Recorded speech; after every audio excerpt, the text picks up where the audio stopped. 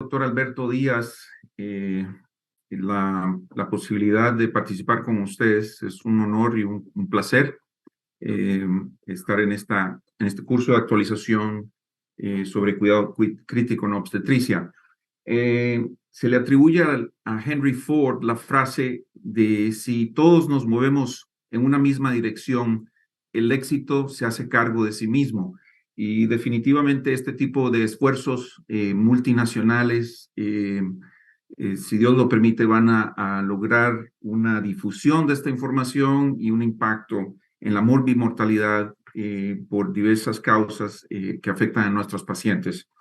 La charla que les voy a compartir el día de hoy es una versión más resumida de una que di al curso de la Sociedad de Medicina Materno-Fetal de los Estados Unidos hacia los Fellows sobre trauma y embarazo.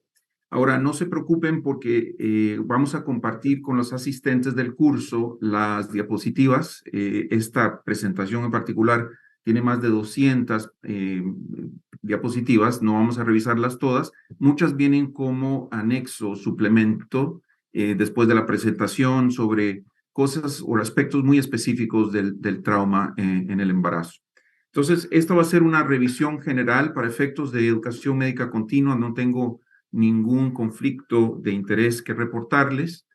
Los objetivos que me he propuesto van a ser definir y clasificar el trauma, revisar la epidemiología de las causas más frecuentes de trauma durante el embarazo y un aborde sistemático a la evaluación de la paciente de trauma que está embarazada. Vamos a revisar específicamente aspectos de monitoreo fetal, de pruebas de laboratorio, ultrasonido, indicaciones de laparotomía, indicaciones para cesárea o parto, que no es lo mismo que lo anterior, y tal vez hablar un poco sobre la cesárea en la paciente con trauma.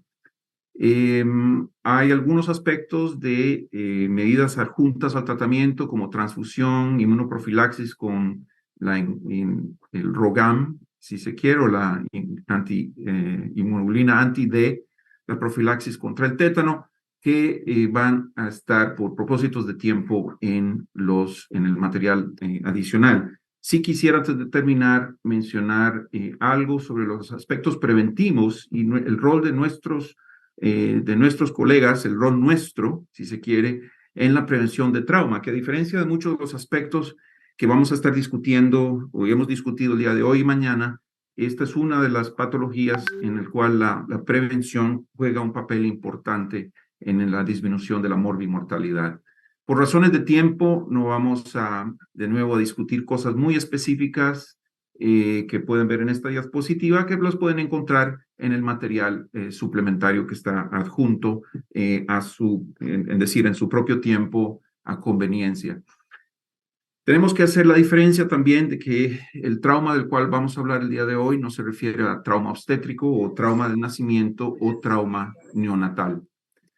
Lamentablemente, el conocimiento que tenemos actualmente en relación al manejo del trauma se basa más que todo en estudios animales, en estudios o reportes clínicos retrospectivos y en opiniones de consenso, guías de consenso, y muy infrecuentemente sobre evidencia sólida o específica durante el embarazo.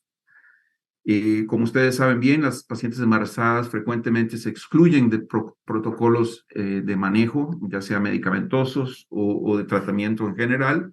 Representan una población menor de las pacientes de trauma y frecuentemente se les excluye de los estudios que tienen que ver con resultados, y por lo cual la literatura está sobre representada por series de casos y reportes de pequeñas series de pacientes. Como tal, la evidencia que existe puede, ¿cómo se llama?, interpretarse desde el punto de vista o como de opiniones expertas, si se quiere, más que guías propiamente aplicables al embarazo. Esto del caso al día de hoy, no existen ninguna guías de manejo que sean apoyadas por ninguna sociedad médica importante sobre la resucitación de la paciente de trauma en un departamento de emergencia. Trauma, como ustedes saben, proviene de la palabra griega trauma, que quiere decir herida, y en resumen puede definirse como la injuria corporal debido a transferencias de energía que pueden ser física, química, eléctrica o térmica. Este es un ejemplo de una paciente con un accidente de tránsito. Pueden ver la equimosis que le provocó el cinturón de seguridad, una fractura pélvica, puede ser una evisceración, una quemadura o un rayo que le cayó a esta paciente. La extensión de las lesiones dependen de varios aspectos. Uno de ellos es el mecanismo de la lesión. Puede ser, por ejemplo, un accidente de tránsito va a ser muy diferente que el trauma causado por una lesión eléctrica. La magnitud de ese trauma, no es lo mismo tener un accidente de tránsito donde apenas se golpearon los automóviles con un vuelco de varias veces del vehículo por la duración de las lesiones. Si una paciente, por ejemplo, esto aplica sobre todo al trauma químico o al eléctrico, a la localización de la lesión, no es lo mismo un balazo en un pie que un balazo en la cabeza, la edad de la paciente por el trauma pediátrico o el trauma en el paciente senil, o las características y comorbidades de la paciente, incluyendo en el caso nuestro el embarazo. Por lo tanto, si se ponen a pensar en los mecanismos de trauma y en la magnitud y todas las variables que acabamos de mencionar, la combinación y las posibilidades de trauma en una paciente son prácticamente que infinitesimales. Quiero hacer la distinción entre mecanismo y manera de trauma, que yo creo que es muy importante distinguir. En este caso, el mecanismo de la lesión es una caída, pero la manera puede ser accidental o intencional. Y esto tiene implicaciones importantes para el manejo. No es lo mismo que la paciente se cayó del automóvil como que la paciente fue empujada de un automóvil. ¿Por qué es importante el trauma? Y yo le agradezco al doctor Mauricio Vasco, el que me haya cedido esta fotografía, les puede contar más del caso. La paciente lamentablemente falleció a los días de haberse presentado en un departamento de emergencias después de un accidente de tránsito. Hablamos del trauma, lo incluimos en este seminario porque es un problema frecuente y frecuentemente se maneja de manera no óptima y lamentablemente, como es el caso de la foto de la diapositiva, puede matar pacientes. La verdadera incidencia del trauma es desconocida. Se sospecha que de un 6 a un 7% de todas las pacientes en algún momento del embarazo tienen algún trauma, la mayoría de ellas como resultado de las caídas, y aproximadamente una de cada 250 a 333 pacientes embarazadas se va a internar en los Estados Unidos durante su embarazo por causa de un trauma. ¿Qué tan grave puede ser? Bueno, es la principal causa de morbimortalidad materna no obstétrica, aproximadamente el 20%. Y a medida que en nuestros países controlamos las causas como la hemorragia y la sepsis, de causas menos frecuentes como el trauma, por ejemplo, obviamente la preeclampsia, nos han aumentado en la tabla, siendo las principales causas de morbimortalidad materna. Errores frecuentes en el manejo que se han mencionado en esta publicación. Me dijo la paciente que ella no estaba embarazada, me dijo que no tenía dolor abdominal, por eso no me preocupé sobre su embarazo. Parecía que no estaba muy avanzado el embarazo, por lo tanto no me preocupé sobre el feto. No me estaba preocupando mucho por el sangrado, así que no le dimos el ROGAM. Parecía que estaba bien, así que le dimos de alta. Estaba preocupada por los riesgos de radiación, así que no le hicimos los estudios de imágenes que hubiéramos hecho normalmente. Le quería dar a la madre un ciclo de resucitación cardiopulmonar y después revisar el corazón fetal antes de hacer una cesárea perimortem. Nunca le pregunté sobre la violencia doméstica. Yo me imaginé que estaba usando su cinturón de seguridad y esto, apenas la acostamos, perdió el conocimiento o perdió sus signos vitales. En las casuísticas de Estados Unidos, la mayoría del trauma es relacionado a accidentes de tránsito, no es un trauma penetrante. Los accidentes de tránsito, por lo tanto, representan una causa muy importante de todo el trauma en el embarazo y representan la causa más frecuente de muerte y de hospitalización relacionada a daño materno. La mortalidad se reporta hasta de un 4%, siendo la mortalidad del feto hasta 4 veces mayor, aunque la madre sobreviva. Cada año, aproximadamente 160 mujeres embarazadas, una cada 2 días aproximadamente, mueren en los Estados Unidos por culpa de un accidente de tránsito y 800 a 3.200 fetos mueren a pesar de que la madre sobreviva. Tenemos que recordar que la violencia por cónyuge, la violencia íntima, es muy frecuente independientemente del país donde se trabaje.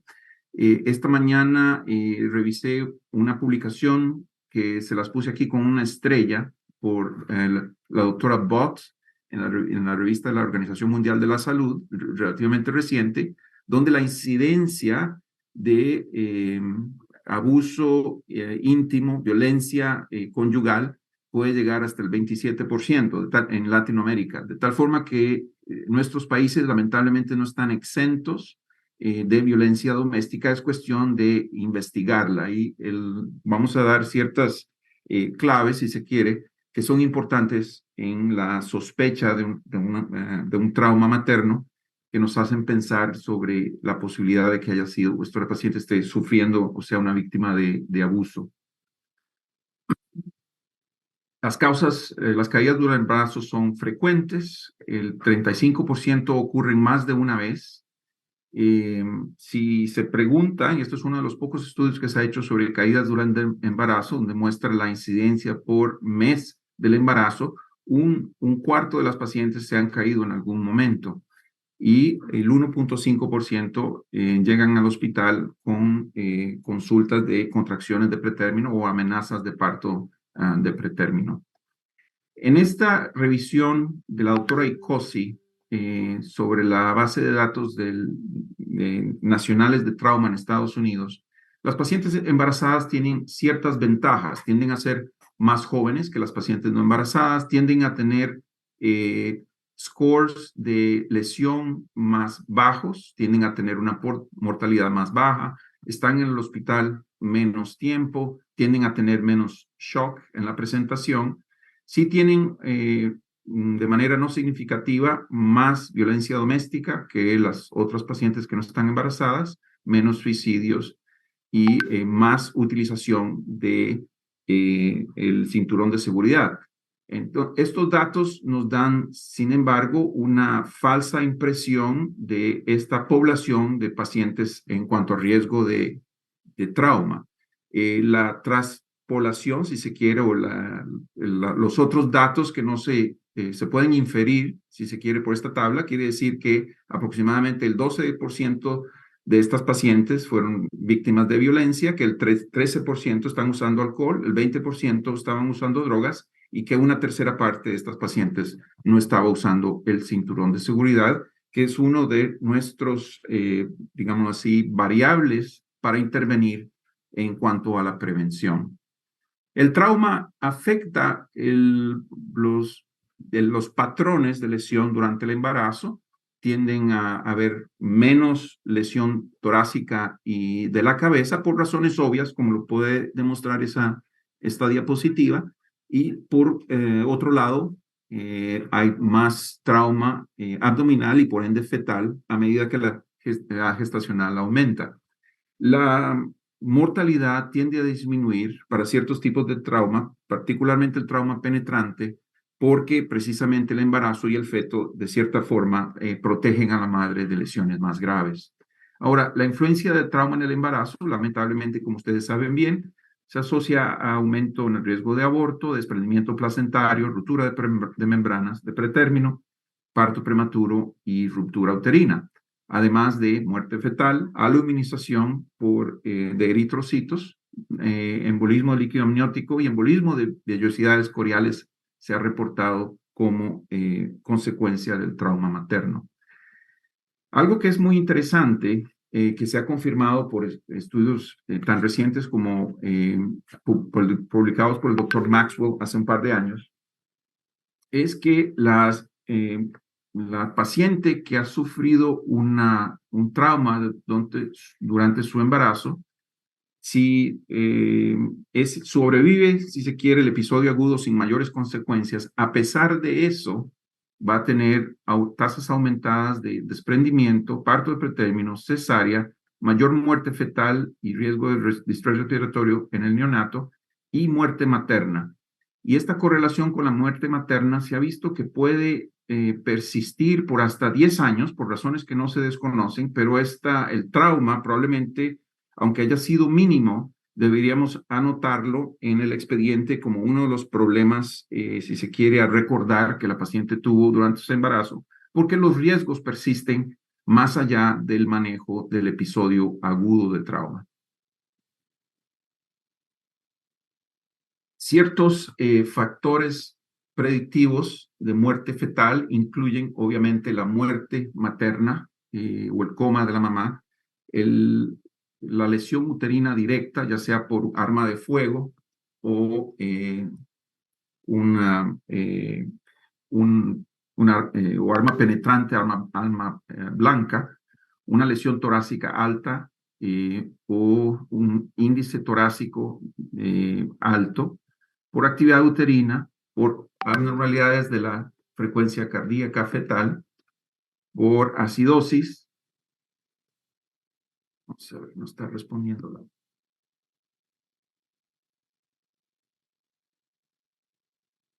por una edad gestacional de menos de 28 semanas.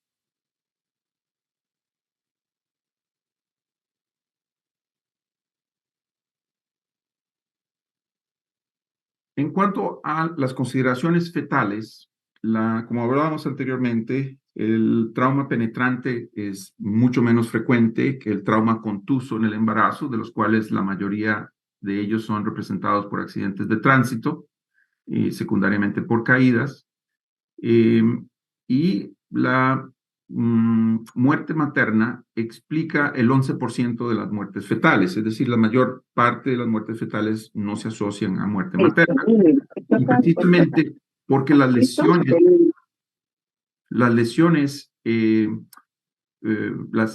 lesiones traumáticas más leves son las más frecuentes por el hecho de que se asocian con una muerte fetal de hasta un 5%. La mayor causa de muerte fetal precisamente son los traumas. Mire, Carlos, que te digo hoy el sábado para que tengas, el domingo que... Alguien tiene que, por favor, poner mute a su micrófono, por favor. Bien mala, mamá. ¿Cuánto? Podemos hacer ciertas diferencias, consideraciones del trauma contuso con el trauma penetrante en el embarazo. Como decíamos, el contuso es más frecuente. Aquí están las causas, las mencionábamos.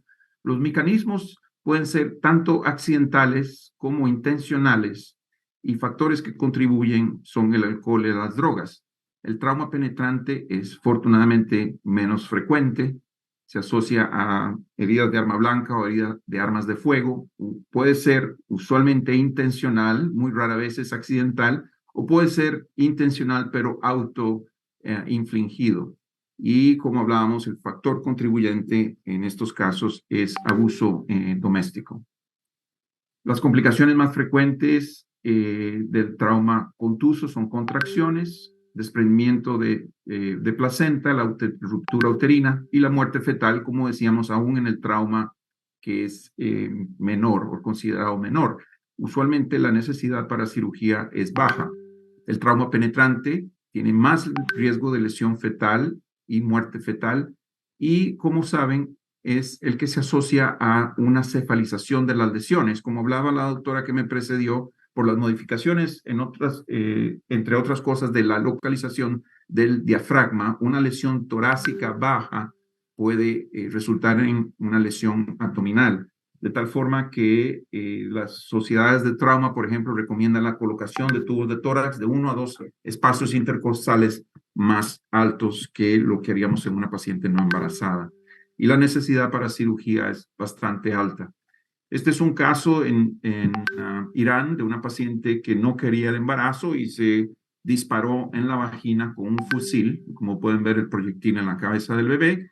En este caso, esto es un bebito que fue adoptado de una madre originalmente de Brasil, que fue acuchillada durante su embarazo y el embarazo continuó y más adelante el bebito empezó con convulsiones que fueron evaluadas y se documentó una herida en la cabeza como resultado del arma blanca.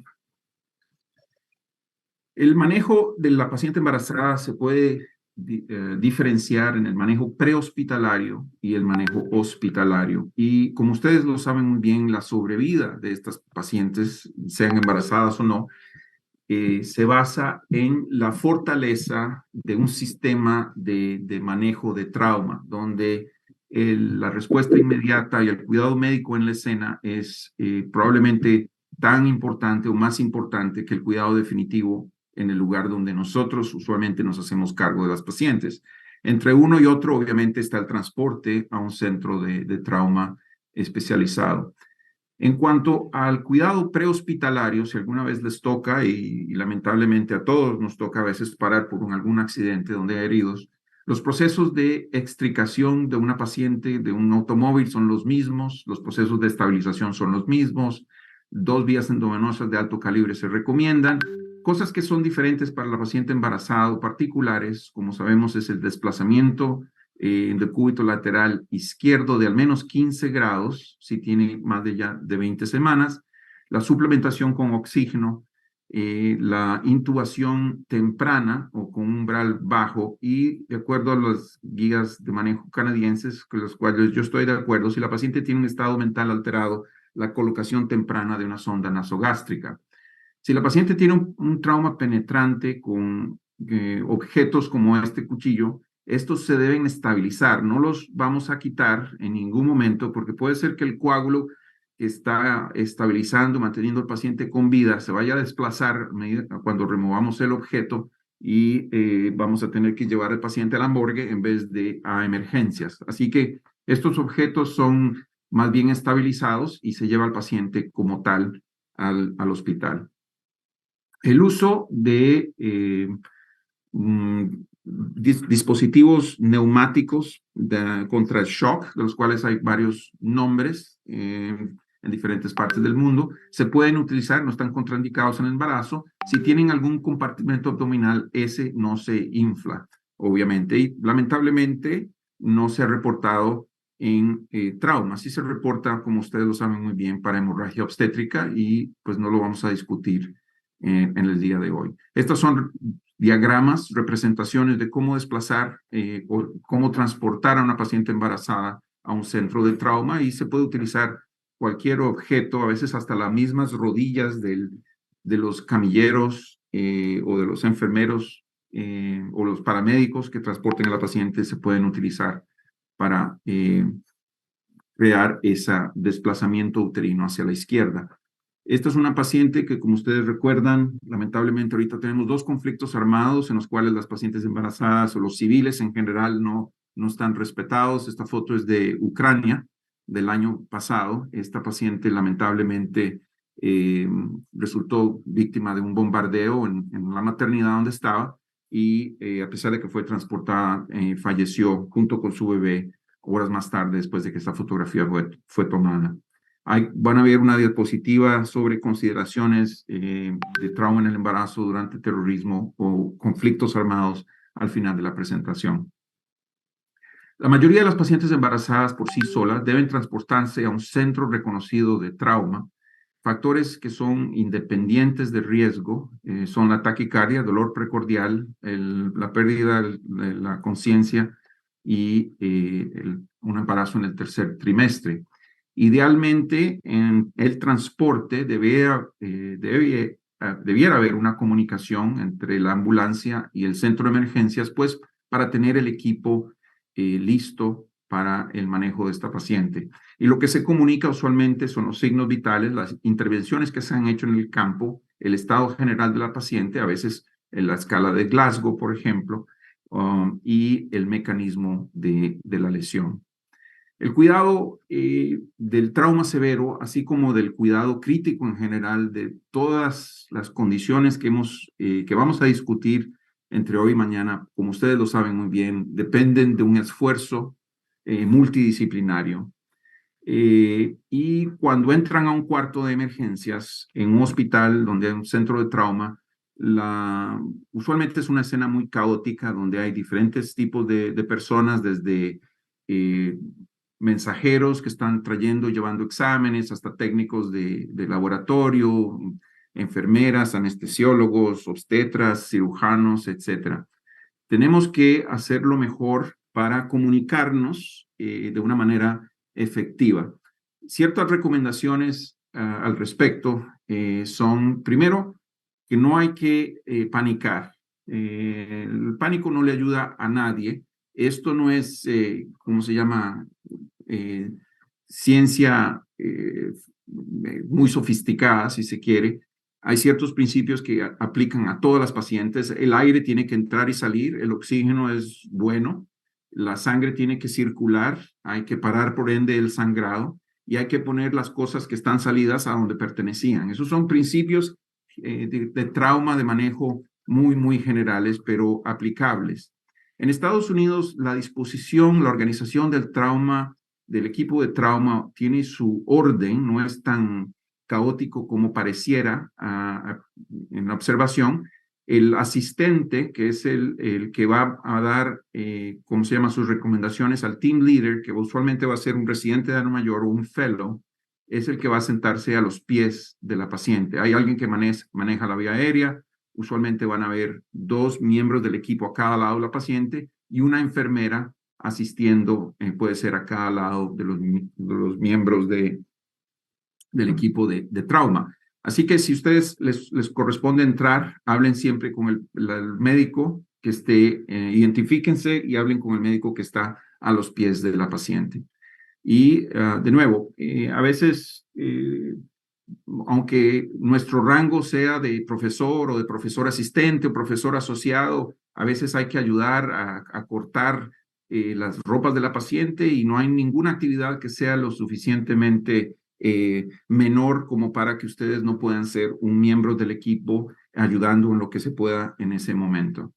Ahora, como vemos, las lesiones usualmente son como el fuego, nos distraen y nos llevan la atención hacia cosas que tal vez no son lo más importante en ese momento. Entonces, lo que tenemos que hacer es abordar la paciente de manera sistemática. Lo que primero vamos a hacer son las funciones vitales, en lo que se ha llamado la evaluación primaria de estas pacientes.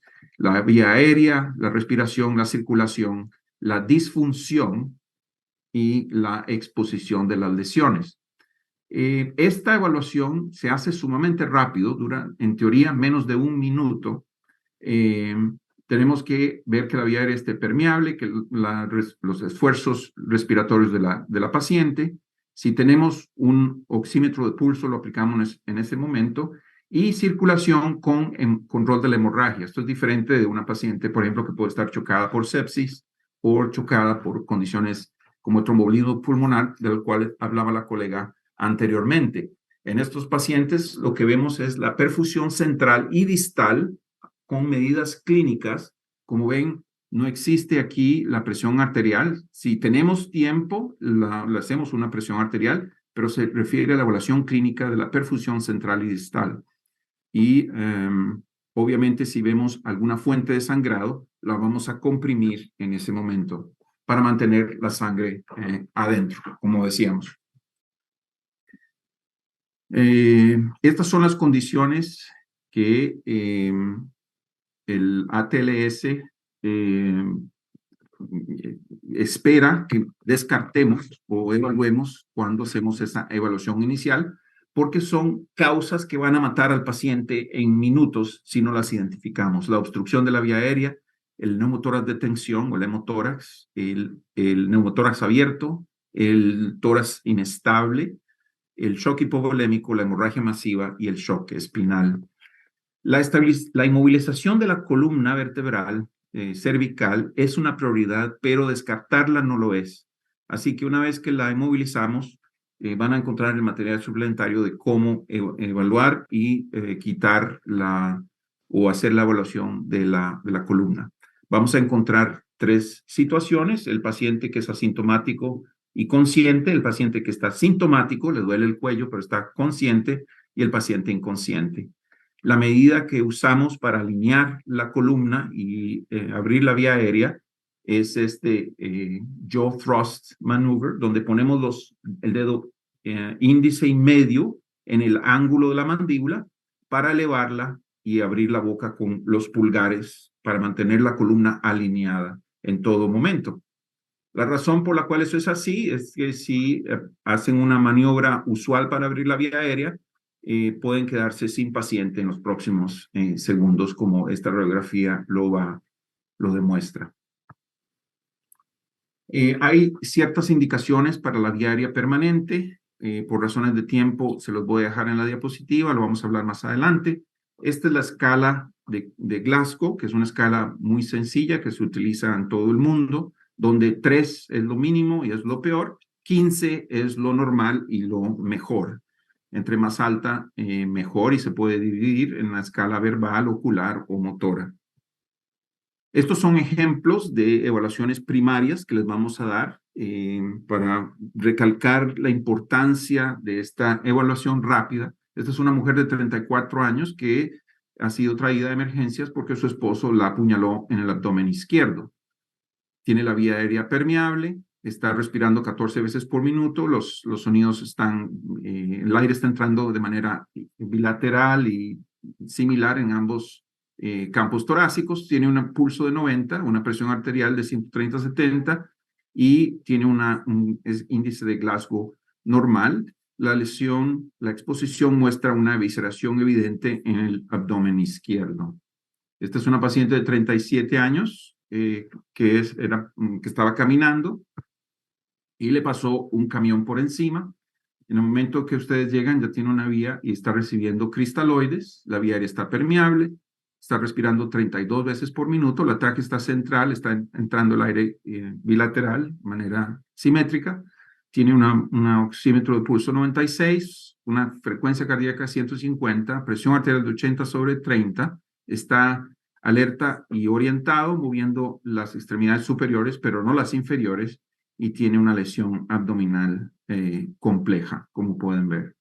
16 años, perdió el control de su automóvil a 60 millas por hora, fue sacada de su vehículo, vía aérea permeable, ruidos torácicos bilaterales, con buena entrada de aire, 90 por minuto de circulación, presión arterial 120/70, un Glasgow normal, pupilas reactivas e iguales, y tiene equimosis en el abdomen del lado derecho y en su flanco. Esta evaluación dura 30 a 60 segundos, o debería durar. Recuerden que cualquier paciente que ha sido víctima de trauma, que está fría y taquicárdica, está en shock hasta que no se demuestre lo contrario.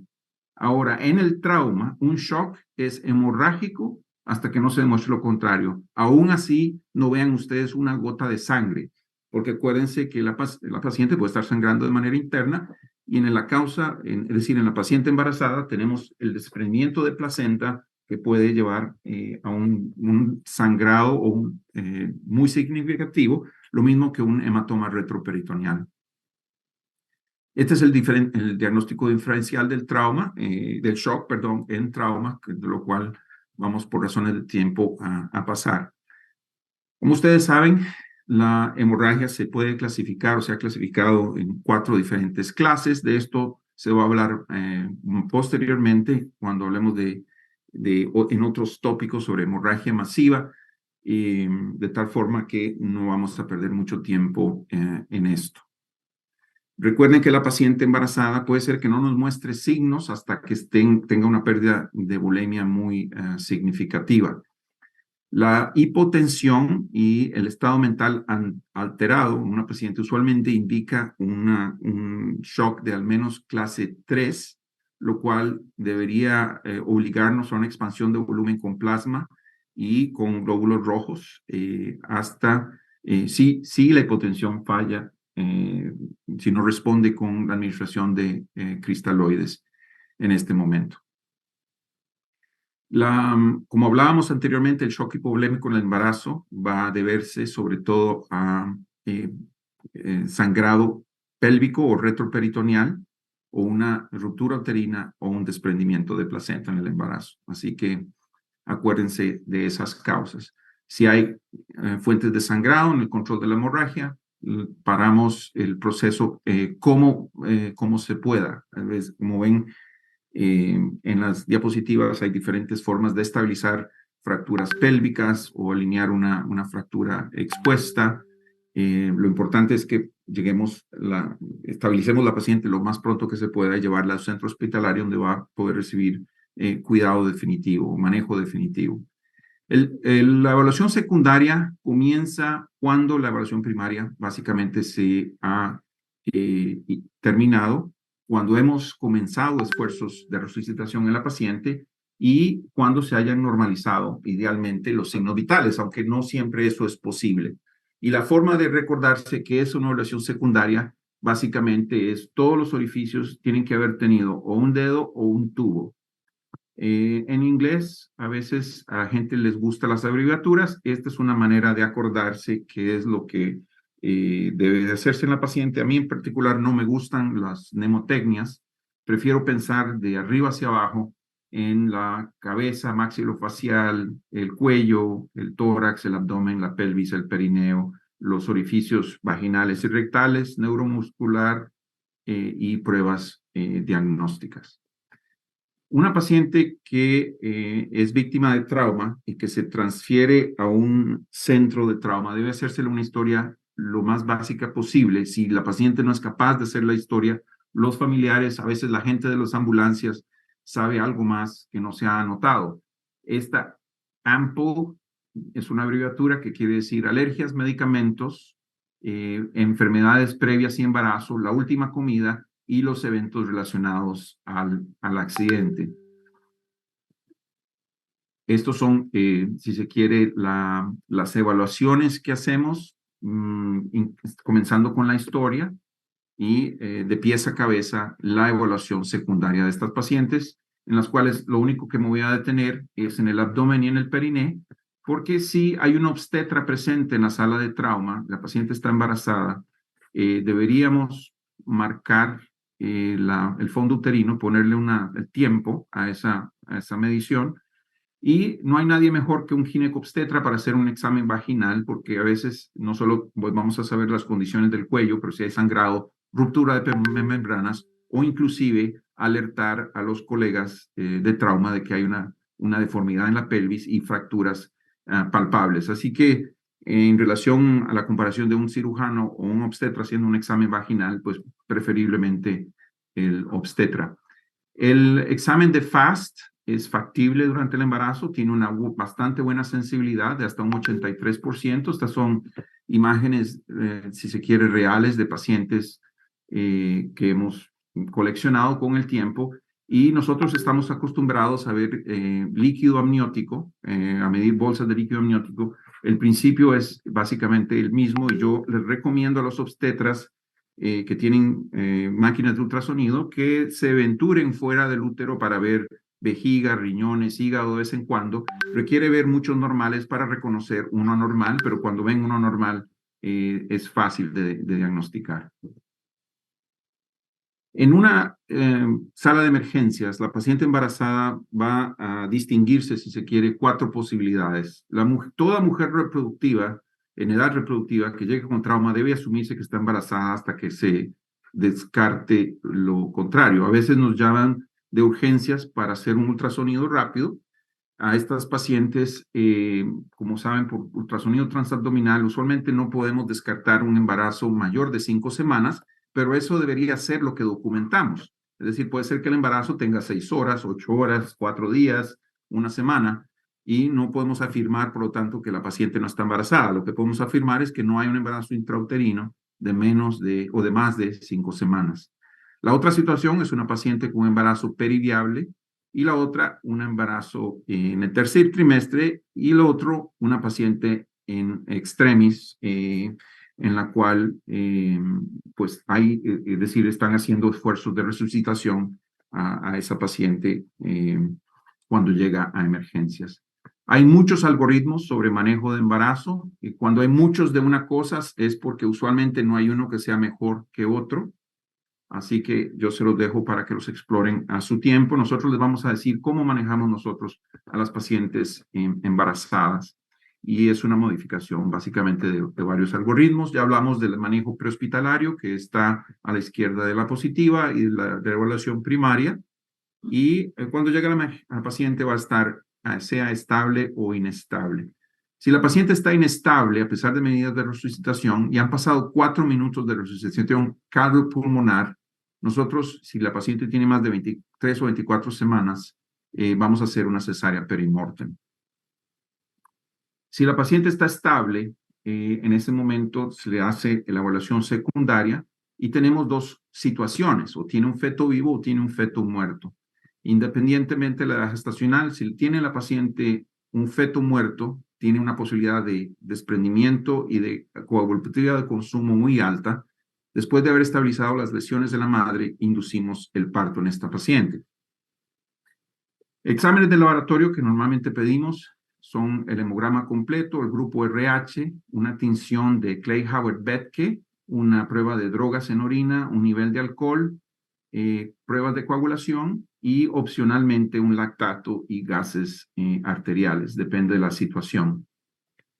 Si la paciente está estable, después de hacerle la evaluación secundaria, el feto está vivo, tratamos las lesiones maternas y si tiene más de 23 semanas, iniciamos un monitoreo fetal electrónico continuo, sea en la unidad de cuidado intensivo quirúrgico, sea, si el hospital la tiene, en una unidad de cuidado intensivo obstétrico, sea en sala de partos. Un concepto importante que puede matar a las pacientes es que en ningún momento una prueba diagnóstica debe diferirse por el bienestar, pensando en el bienestar del bebé si va a beneficiar a la madre. En otras palabras, cualquier cosa que el cirujano quiera obtener en cuanto a imágenes, no tenemos que preocuparnos por el riesgo de radiación fetal. Cuando la alternativa es la muerte, decía mi profesor Van Hook, hay muy pocas cosas que están contraindicadas, de tal forma de que si vamos a tener un estudio que potencialmente va a modificar el cómo tratamos a la madre, ese estudio se tiene que hacer. Las indicaciones para la laparotomía incluyen las siguientes. Vamos a recorrerlas rápidamente. La evisceración, peritonitis, una herida de bala que atraviesa el peritoneo, trauma penetrante, aire retroperitoneal o ruptura del hemidiafragma, o una tomografía que sea positiva. Ahora, una laparotomía no es lo mismo que parto. Y esto es importante porque los cirujanos les van a decir, la paciente tiene 30 semanas, la estoy llevando a sala, ¿le quieres hacer la cesárea antes o después? Y la respuesta es, voy contigo, pero a lo mejor no le hacemos la cesárea. Este es un caso reportado por Sherlina Butanos. En la foto del lado izquierdo pueden ver el útero expuesto, un ultrasonido directamente en el útero. Esta paciente recibió 4 balazos, uno de los cuales en el flanco derecho, que lesionó el ciego, y la vena gonadal tenía un hematoma retroperitoneal y un hemoperitoneo de 1 litro. Esta paciente se mantuvo con... O sea, salud mental, faltaría solamente... Necesitamos que pongan en mute los micrófonos, por favor. Esta paciente tenía un hematoma retroperitoneal, pero no tenía lesión uterina, se mantuvo embarazada por 7 semanas más con un abdomen abierto. Así que no es lo mismo la laparotomía que el parto. Ahora bien, si el cirujano es incapaz de evaluar apropiadamente las lesiones, precisamente porque el embarazo está presente, en ese momento es una indicación apropiada evacuar el útero para que el cirujano pueda hacer su trabajo de manera apropiada. Este caso pertenece precisamente al doctor Mauricio Vasco, que va a compartir con ustedes en este seminario también, de una herida de bala en una paciente embarazada.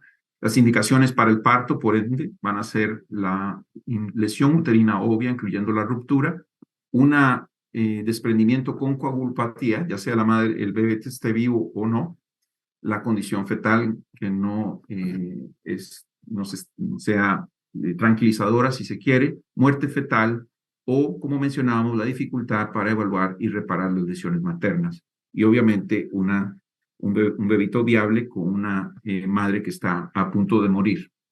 Esta es la vista panorámica en el centro de trauma donde yo soy consultor, uno de los hospitales donde yo trabajo, que es un centro de trauma de nivel 1, donde ven una vista panorámica, si se quiere, de todo el personal.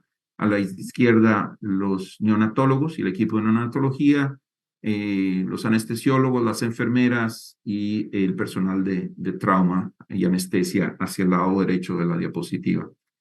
Esta es una paciente de la cual nos hicimos cargo en la Universidad de Carolina del Sur, una vuelco con una eyección parcial a través de la ventana del pasajero de la paciente que no estaba usando su cinturón de seguridad. Tenía un Glasgow de 3 en la escena, o sea, en coma. Tenía lesiones intracraneanas, incluyendo un sangrado cerebral, una fractura de fémur, una muerte fetal y coagulopatía. En este caso, la evacuación del útero por cesárea, después de estabilización materna, pretendía precisamente eliminar el desprendimiento y tratar de mejorar o estabilizar el sangrado intracraneano. Lamentablemente, no se pudo hacer así y la paciente falleció 5 días después. Esto es una paciente víctima de trauma en un hospital, intubada, monitorizada, donde nosotros vamos a manejar a la paciente de una manera especial.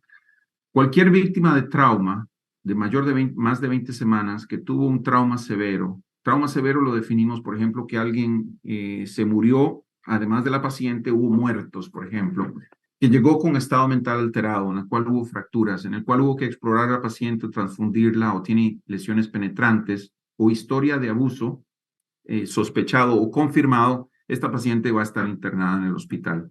Dependiendo del mecanismo, la severidad y el tratamiento que se le dio, vamos a reparar sus lesiones, darle el ROGAM, el toxoide tetánico, consultar otros servicios si fuera necesario. Y el monitoreo que vamos a hacer es tanto clínico como paraclínico. No es tomografía, no es radiología, no es laboratorios, es examen clínico, signos vitales y exámenes seriados, buscando dolor abdominal, contracciones, sensibilidad en el examen, sangrado vaginal o ruptura de membranas. El examen paraclínico sí incluye ultrasonido y monitoreo fetal electrónico buscando actividad uterina o desaceleraciones o taquicardia o bradicardia, hematomas o un Klein-Howard-Berke positivo.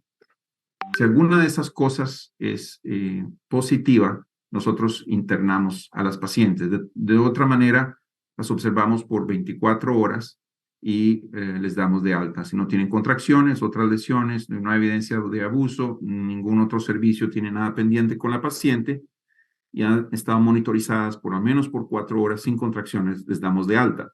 A estas pacientes hay que evaluarles 7 días después porque muchos desprendimientos no se van a manifestar inmediatamente, sino que hasta después con oligohidramnios. Si tienen contracciones, otras lesiones o abuso, las dejamos en el hospital hasta que estén estabilizadas. Es importante recordar que a pesar de los puntajes o los scores de evaluación de trauma, que sean bajos durante el embarazo, no quiere decir por esto que vamos a tener una sobrevivida fetal o prevenir un desprendimiento placentario. Así que recuerden que como el trauma que es menor, es más frecuente, es el responsable principal de muerte fetal. Esta es una paciente propia de nuestro hospital que tuvo un accidente de tránsito precisamente alrededor de las Navidades, un Glasgow normal, estaba usando su cinturón de seguridad, sí presentaba equimosis en el lado derecho de su abdomen, estaba con contracciones, aproximadamente las 35 semanas. Esta es una prueba de elución ácida del Klein-Howard-Berke mostrando las células fetales en sangre materna que son resistentes por la hemoglobina F a la elución ácida. Este es su monitoreo electrónico a las 19:40, contracciones espontáneas. a las 10:50, contracciones que se están empezando a asociar entre ellas, desaceleraciones variables y 1 hora más tarde, desaceleraciones tardías asociadas a contracciones. Esta paciente fue llevada a sala, tenía un desprendimiento de placenta traumático. Esta es una representación simplemente de una paciente con un desprendimiento que es visible 7 a 10 días después de la lesión aguda y por lo tanto una razón importante de evaluarlas en ese tiempo. Brevemente quiero hablar del rol de prevención del obstetra sobre accidentes de tránsito, violencia doméstica, caídas y alcohol y uso de drogas. Voy a pasar rápidamente estas diapositivas.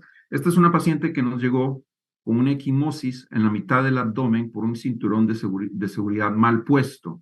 Nosotros mismos tenemos que aprender dónde va apropiadamente el cinturón de seguridad para precisamente evitar lesiones.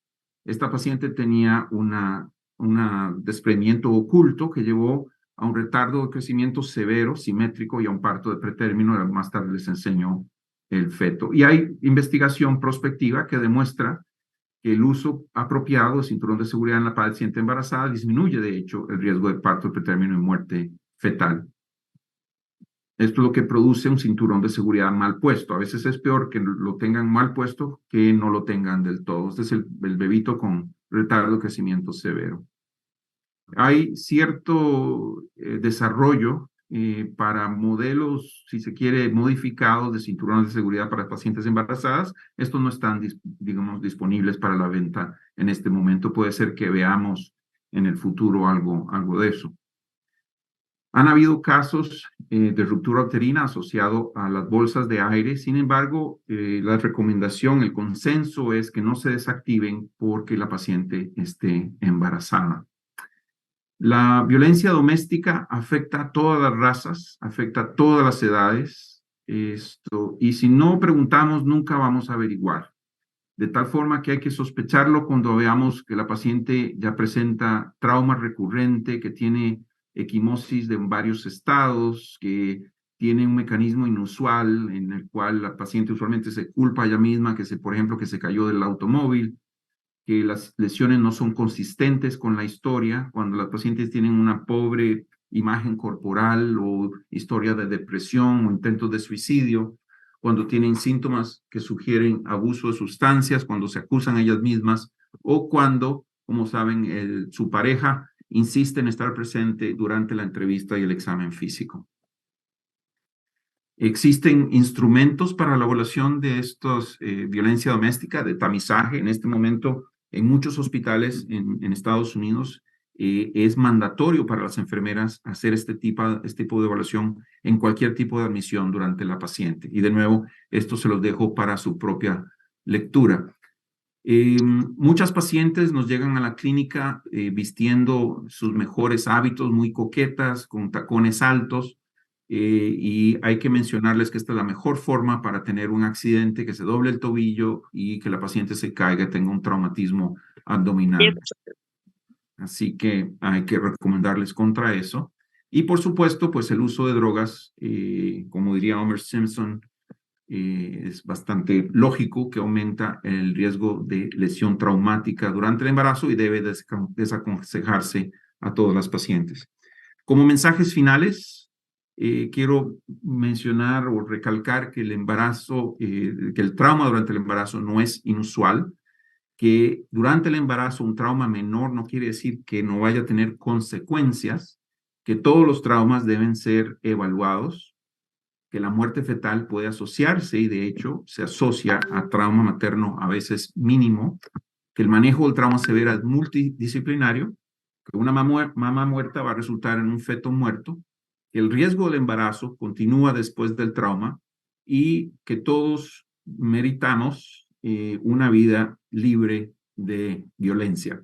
Y con eso, quiero terminar mi intervención con un fuerte abrazo desde Houston, Texas, para todos ustedes. De nuevo, es un honor y un placer participar en este seminario. Voy a hacer lo mejor que pueda para estar con ustedes en el momento de la discusión, por si hay alguna pregunta. Y de nuevo, esta presentación la vamos a compartir porque tiene materiales adicionales, incluyendo referencias y otros detalles sobre cesárea de trauma y aspectos que tienen que ver con transfusión y Clay Howard-Bethke, etc. Muchas gracias por su atención y su paciencia, porque sé que probablemente me excedí del tiempo. Y de nuevo, un fuerte abrazo a todos. Muchas gracias, Alberto, por incluirme y por esta magnífica actividad. Gracias.